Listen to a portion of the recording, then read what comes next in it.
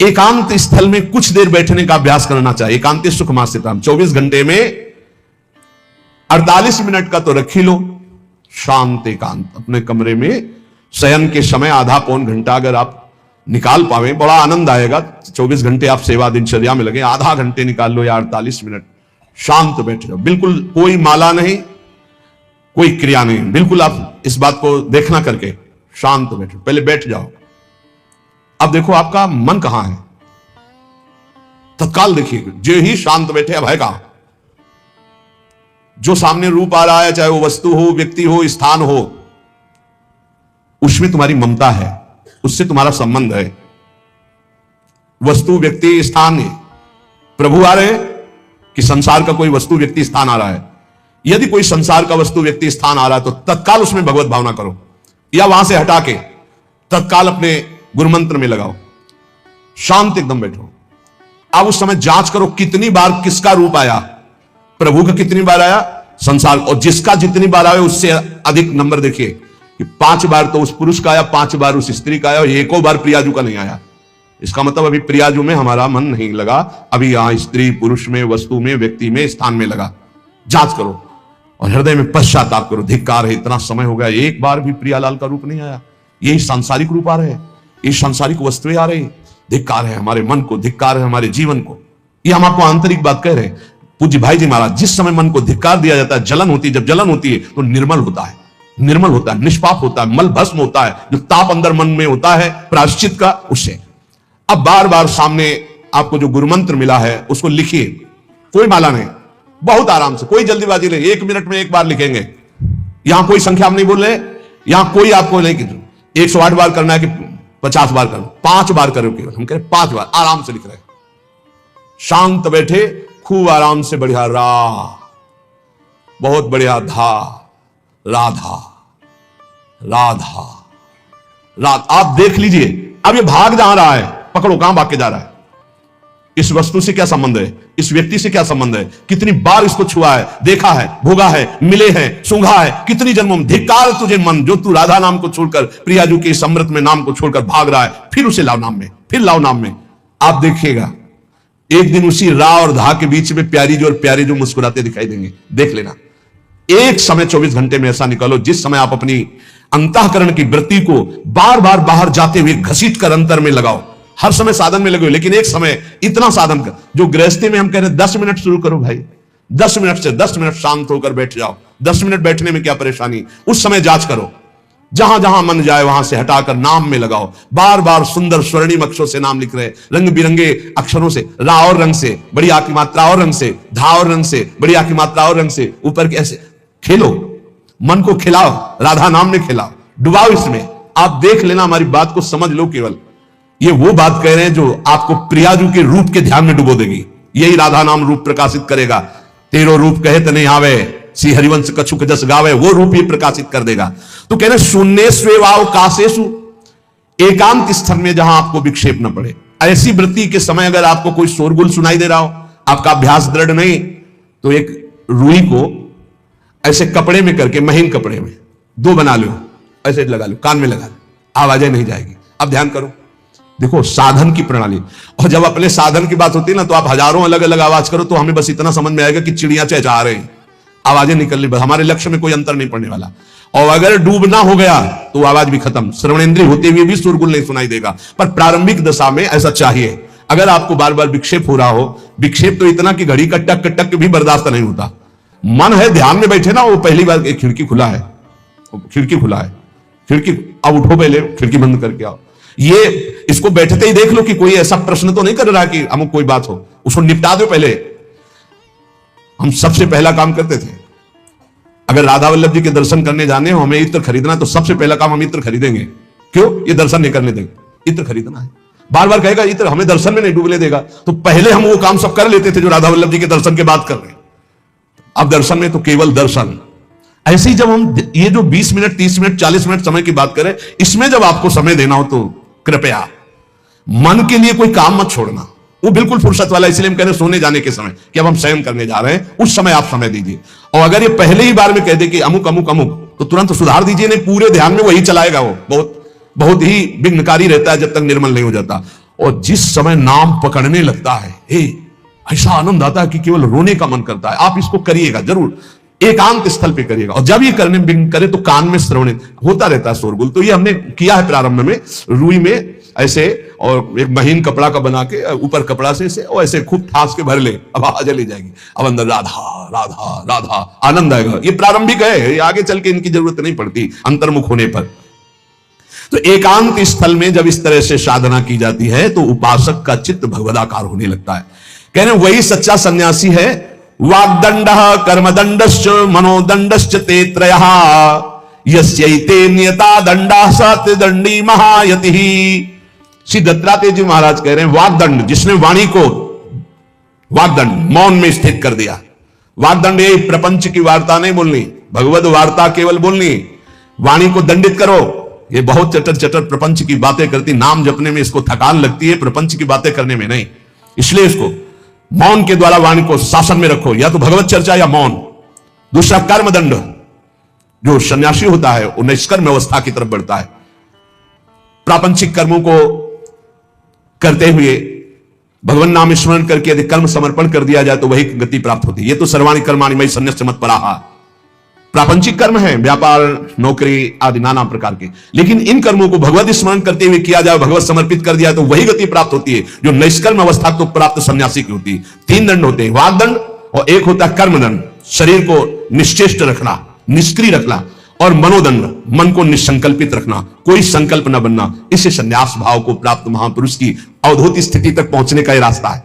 वाग्दंड, कर्मदंड, मनोदंड, वाणी को मौन के द्वारा, शरीर को निश्चेष्टता के द्वारा निष्कर्म स्थिति के लिए, और मन को निसंकल्पता के द्वारा, कोई संकल्प ना बनावे, ऐसा का ऐसा, ऐसा नहीं, जैसा प्रभु जब जाए चाहे जैसा, हमारा कोई संकल्प विकल्प नहीं।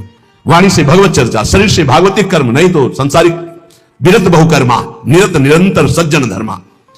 अब एक परम धर्म की बात का वर्णन कर रहे हैं।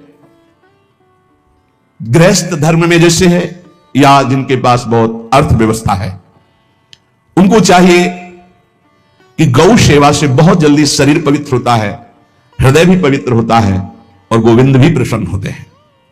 यदि गावः प्रदक्षिणेर कार्या वंदनीया ही नित्यशः मंगलायतनम दिव्याः सृष्टास्पेता स्वयं भुवा।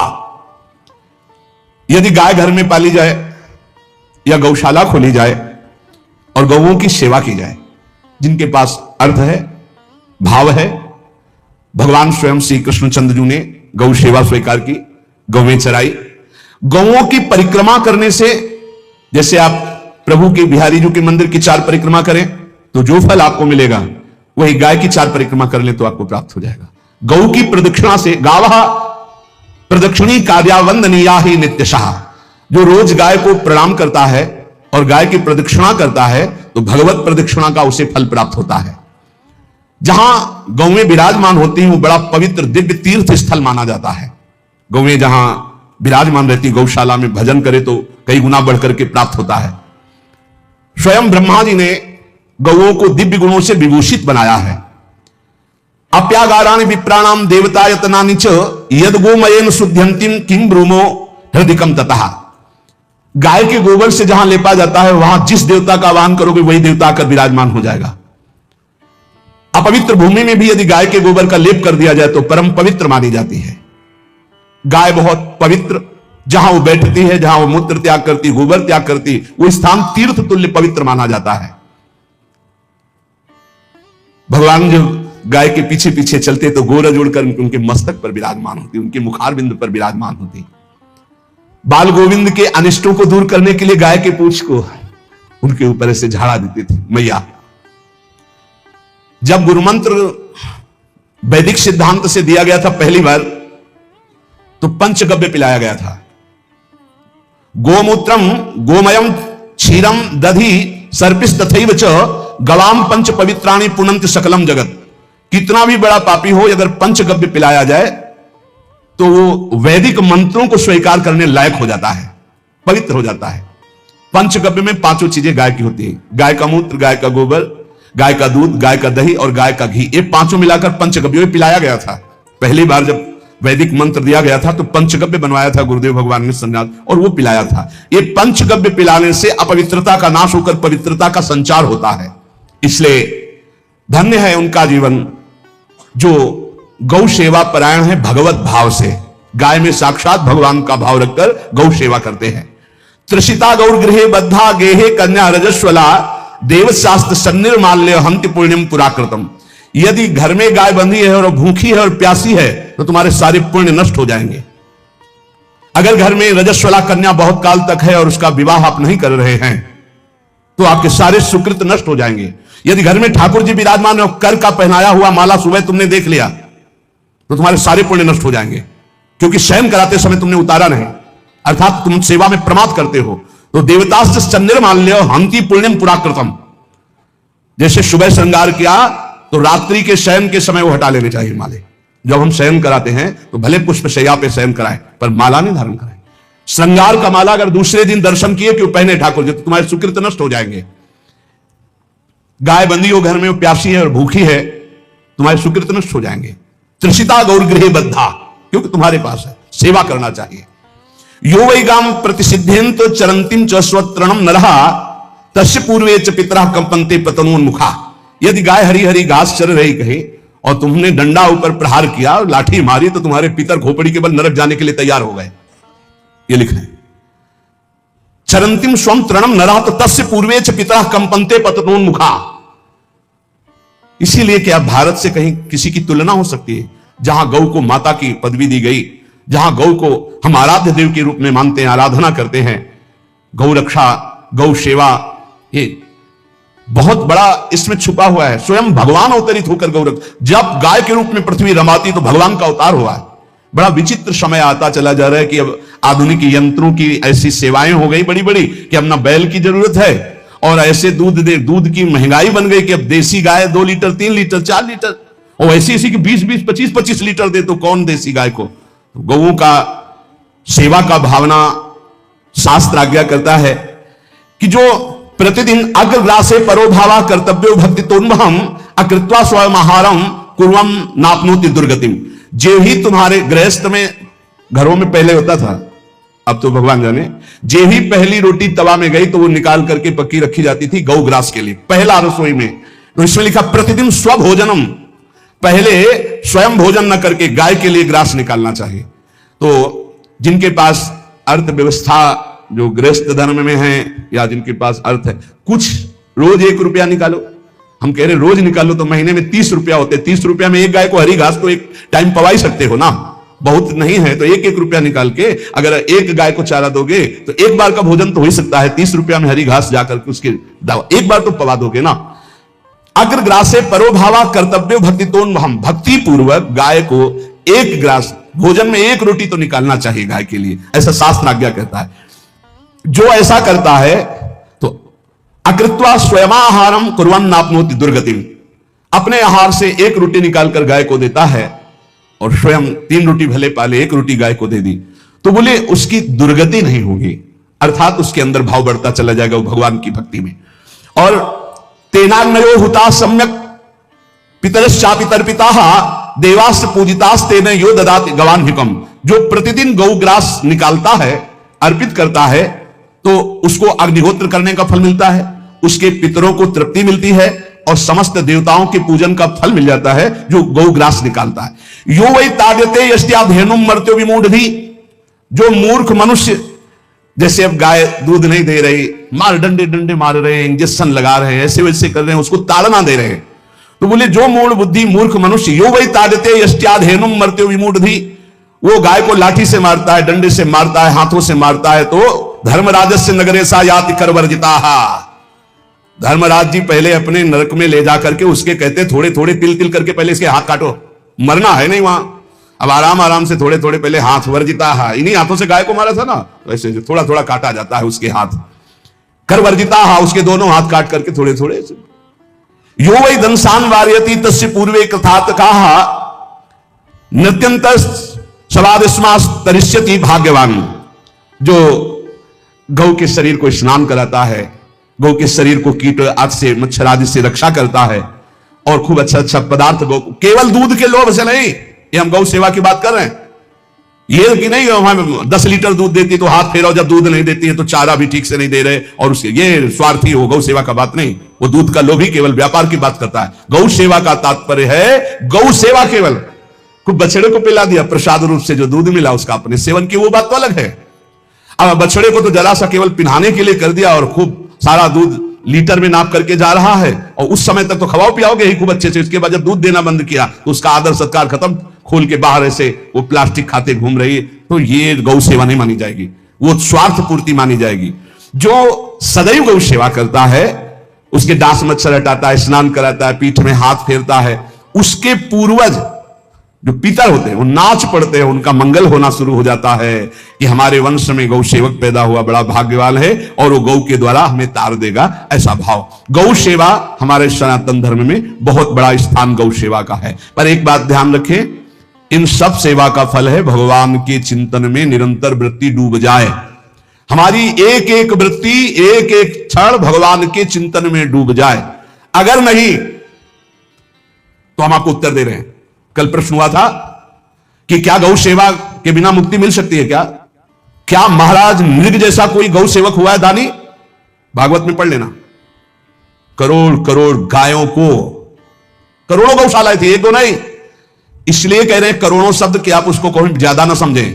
पृथ्वी के कोई भूमि के कण गिन सकता है, बारिश की बूंदे गिन सकता है, लेकिन महाराज नृग की गौएं जितनी दान की गई वो गिनी नहीं जा सकती थी, ऐसा वर्णन आता है। अरबों अर्बुद गौओं की सब स्वर्ण से अभिषिक्त करके ब्राह्मणों को दान करना। इतने बड़े गौ सेवक, इतने बड़े दान करने वाले, एक चूक हो गई, ना दान लेने वाले तपस्वी ब्राह्मण की गाय किसी अन्य ब्राह्मण को दान कर दी, और वो ब्राह्मण ने जब गाय देखी बोली मेरी गाय चुरा ली। बोले महाराज नृग ने दी। महाराज नृग से कहा मेरी गाय है, तो उनका गौशाला में आ गई होगी। आपको 10,000 गौएं देते हैं, आप अपनी गाय। बोले मैं प्रतिग्रह नहीं लेता। जिसने दान लिया था उसने कहा गाय यही लेके जाऊंगा, तो उनका आप गाय छोड़ दीजिए, आपको 10,000 गाय देते। बोले नहीं लूंगा। बस अनजाने के अपराध ने गिरगिट बना दिया था, कुएं का गिरगिट। पर भगवान बड़े कृपालु हैं, गौ सेवक थे, इसलिए गोविंद द्वारिकाधीश जी ने उनका उद्धार किया। सब साधन का फल है अच्युत भावना से युक्त होकर, भगवत भावना से युक्त होकर निरंतर भजन करते हुए सेवा परायण रहो, चराचर जगत की सेवा परायण रहो। भजन करना ही सबसे बड़ा परम धर्म है। हम सब सेवाएं करें जगत की, लेकिन अंदर से राधा राधा राधा, गोविंद गोविंद गोविंद गोविंद, आनंद आ जाएगा। तन से सेवा करो, मन से भगवान के माम निस्मर युद्धते, भगवान के चिंतन में रहो। सेवा और व्यापार में अंतर होता है। गौ सेवा के बहाने से धन का जो दान लेना है और उसका अपने में प्रयोग करना, मैं पितरों सहित नरक जाना है, लिख लो। गौ सेवा के बहाने से दान लेना और उसका अपने परिवार के सुख में पैसे का प्रयोग कर देना या अपनी वासनाओं की पूर्ति में लगा देना। आया गौ सेवा के लिए और आप प्रयोग कर रहे हैं गाड़ी घोड़ा नाना प्रकार के सांसारिक भोगों में, तो लिख लो पितर सहित तुम्हारे नरक जाएंगे, क्योंकि गौ सेवा के लिए आया है। गौ सेवा का धन सिर्फ गौ सेवा में ही लगना चाहिए। आप गौ सेवक है, दूध पान कीजिए, रोटी खा लीजिए, लेकिन गौ सेवा का अर्थ आप अपनी वासनाओं की पूर्ति में, अपने मनोरंजन में या अपने मन के संकल्प भावना में नहीं पूरी कर सकते। गौ सेवा के लिए ही पूरी कीजिए। गौ के वास का निर्माण, गौ के भोजन की व्यवस्था, वो दूध दे ना दे, वो कैसी भी अवस्था में हो, उसकी सेवा परायणता, उसके लिए सेवक रखना, सेवकों को भी सुख प्रदान करना, लेकिन स्वयं कभी गौ के सेवा के लिए आए हुए धन का स्वयं के लिए भोग ना करना और निरंतर भजन रखना, उसे परम पद की प्राप्ति हो जाएगी। इसलिए हमारे सनातन धर्म में गौ सेवा का विशेष महत्व है और इस महत्व को सबको स्वीकार करना चाहिए। यदि आप गौ पालन स्वयं नहीं कर सकते तो 4 लोग मिलकर के, क्योंकि आज जो गायों की व्यवस्था वो बड़ी दयनीय हो रही है। दयनीय इसलिए हो रही कि दूध की अधिकता के चाह रखने वाले भैंस रखते हैं या विदेशी गाय रखते हैं। अपनी भारतीय जो देसी गाय है वो उतना अधिक नहीं देती कि 40 लीटर 30 लीटर 25 लीटर, बहुत अधिक देगी तो 5 और 8 लीटर। देसी शुद्ध गाय अपनी जो है वो 8-10 लीटर, बहुत जब व्यवस्था हो। नहीं तो अपने गांव में तो देखा है तो 2.5-3 लीटर से ज्यादा नहीं देंगे, 1.5 लीटर इधर 1.5 लीटर उधर, या बहुत हुआ तो 2 लीटर 2 लीटर, पर वो स्वर्णिम दूध होता है।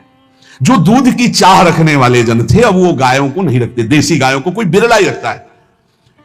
अब पहले बैलों की जरूरत होती थी, गाय बछड़ा दिया तो आनंद होता था कि किसानी के काम में। अब तो ट्रैक्टर है तो बैलों की जरूरत नहीं। अधिक दूध के लिए अरे अब तो पशुओं की जरूरत नहीं, केमिकल से दूध बन रहे हैं, टैंकर के टैंकर। तो फिर हमारी जो गायें हैं उनकी बड़ी दुर्दशा हो रही।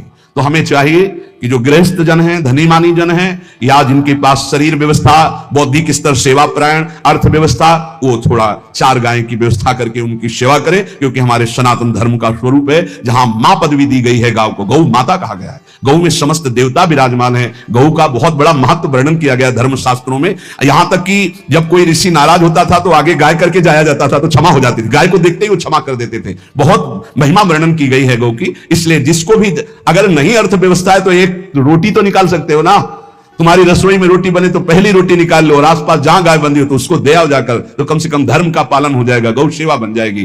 तो गौ सेवा, चराचर जगत की सेवा, भगवत सेवा, सबका फल है। फिर प्रारंभ में आ जाइए, स्मृति। योगी हो तो चित्त की वृत्ति का निरोध करके परमात्माकार, ज्ञानी है तो चित्त वृत्ति का लय करके स्वरूप स्थित, भक्त है तो एक एक वृत्ति सावई मन कृष्ण पदारविंदयो, भगवान के चरण में, भगवान के नाम में, भगवान के रूप में, भगवान की लीलाओं में। स्मृति अगर नहीं तो सब साधन अधूरा, और स्मृति तो हर साधन पूरा। इसलिए एक बार कमर कस लो, चाहे जगत की सेवा करो, चाहे जिस कार्य में लगे हो, तुम्हारी स्मृति प्रभु में लगी हो। स्मृति के बिना हम जीवन का कोई महत्व नहीं समझते, स्मृति विहीन जीवन सब व्यर्थ। इसीलिए उन परमहंसों के चरणों में स्वयं भगवान चरण रज लेने के लिए पीछे डोलते हैं, जो निरपेक्षम मुनिम शांतम निर्वैरम समदर्शनम अनुब्रजाम्यहम नित्यम पुयत्यंगुरेण भी। ना कोई प्रतिज्ञा, ना कोई चाह, ना कोई इच्छा, निरंतर भगवदाकार वृत्ति, निरपेक्षम, मननशील, द्वंद्व विमुक्ता, जो शांत है, जो किसी से वैर नहीं रखते, भगवदाकार वृत्ति, उसी मार्ग के आप पथिक है।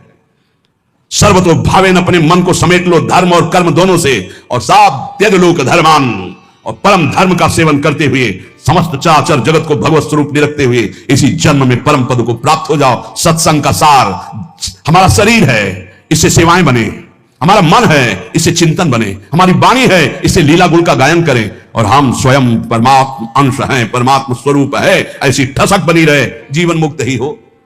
स्वार्थ को लेकर किया गया धर्म रंग नहीं लाता, निष्काम किया हुआ छोटा सा भी धर्म परमार्थ की ऊंचाई पर चढ़ा देगा। ध्यान रखना, परमार्थ की ऊंचाई पर चढ़ा देगा। इसलिए निष्कामता सब सोहित, निष्कामति। श्री वृंदावन विश्राम, श्री राधा वल्लभ लाल को हृदय ध्यान मुख नाम।